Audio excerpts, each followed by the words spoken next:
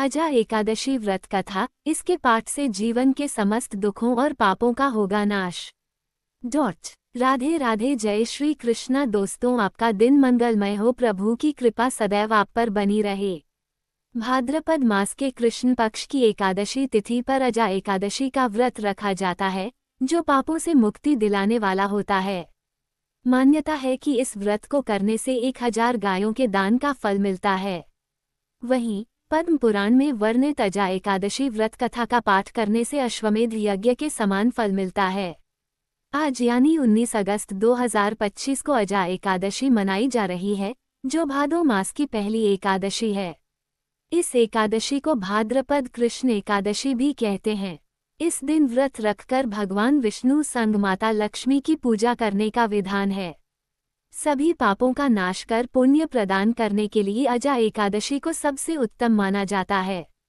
धार्मिक मान्यता है कि जो व्यक्ति अजा एकादशी का व्रत रखता है, उसे ये व्रत कथा जरूर सुननी या पढ़नी चाहिए। कहते हैं कि इस व्रत कथा का पाठ किए बिना अजा एकादशी का व्रत अधूरा रह जाता है। ऐसे में चलिए पढ़ते हैं अजा एकादशी व्रत कथा। युधिष्ठिर ने सवाल पूछा, जनार्दन, अब मैं ये जानना चाहता हूँ कि भाद्रपद मास के कृष्ण पक्ष में कौन सी एकादशी आती है। कृपया मुझे विस्तार से बताएं। भगवान कृष्ण ने कहा, राजन, इच्छित होकर इसे सुनो। भाद्रपद मास के कृष्ण पक्ष की एकादशी को अजा नाम से जाना जाता है। ये सब पापों का नाश करने वाली बताई गई है। जो भगवान ऋषिकेश का पूजन करते इसका व्रत रखता है, उसे सारे पापों से मुक्ति मिल जाती है। पूर्व काल में हरिश्चंद्र नामक एक विख्यात चक्रवर्ती राजा हुए, जो समस्त भूमंडल के स्वामी और सत्य प्रतिज्ञा थे। एक वक्त किसी कर्म का फल भोग प्राप्त होने के बाद उन्हें राज्य से भ्रष्ट होना पड़ा था। राजा ने अपनी पत्नी व पुत्र को बेचा और फिर अपने आप को भी बेच दिया। उस समय पुण्यात्मा होते हुए भी उन्हें चांडाल की दास्ता करनी पड़ गई थी। वे मुदान का कफन लिया करते थे और इतने पर भी नृपश्रेष्ठ हरिश्चंद्र सत्य से कभी भी विचलित नहीं हुए। इसी प्रकार चांडाल की दास्ता करते हुए उनके कई वर्ष व्यतीत हुए।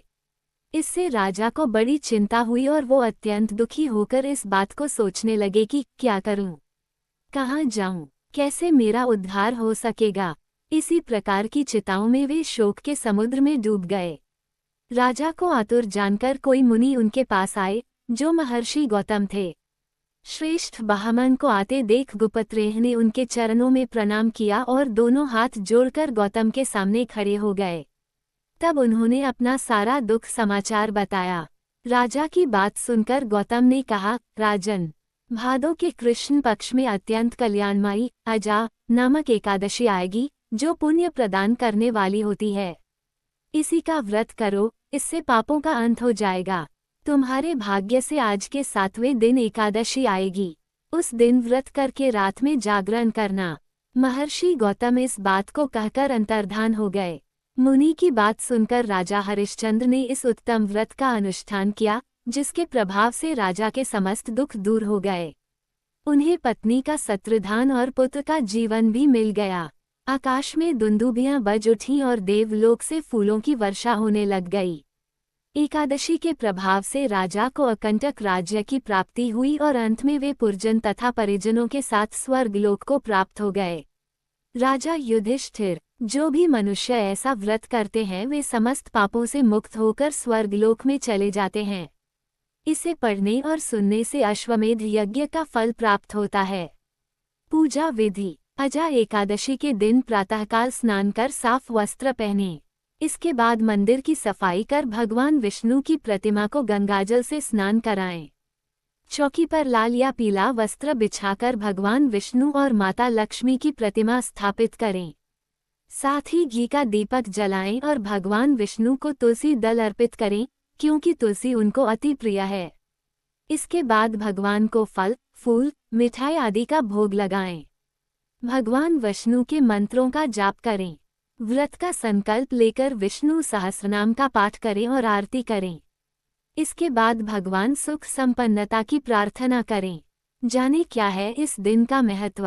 अजा एकादशी को सबसे पावन और सबसे महत्वपूर्ण एकादशी में से एक माना जाता है। इस दिन व्रत रखने से भगवान विष्णु की कृपा बरसती है। इस दिन व्रत रखने से श्री हरि की अनंत कृपा के साथ साथ दुख दारिद्र्य को दूर करने में भी मदद मिलती है।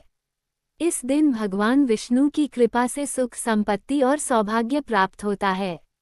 इस दिन व्रत करने से इस जन्म के साथ साथ पिछले सभी जन्मों के पापों से मुक्ति मिलती है। इतना ही नहीं, मृत्यु के बाद भी श्री हरि की कृपा से व्यक्ति सभी सुखों को भोगता हुआ अंत में उसे वैकुंठ लोक में जाने का मौका मिलता है। यह व्रत करने वालों के घर में सुख शांति बनी रहती है। इतना ही नहीं, जो पुण्य गोदान सुवर्ण दान अश्वमेघ यज्ञ से होता है, उससे अधिक पुण्य एकादशी के व्रत से होता है। अजा एकादशी का व्रत और पूजन करने से धन धान्य और पुत्रादि की वृद्धि होती है। कब होगा अजा एकादशी व्रत का पारण? दृक पंचांग के अनुसार इस अजा एकादशी व्रत का पारण अगले दिन 20 अगस्त 2025 बुधवार को सुबह 5:53 से लेकर 8:29 के बीच करना शुभ रहेगा। अजा एकादशी व्रत के नियम। शास्त्रों के अनुसार अजा एकादशी के दिन मांसाहार, प्याज, लहसुन और चावल का सेवन न करें। साथ ही इस दिन बाल और नाखून काटने से बचें। इस दिन किसी का अपमान न करें।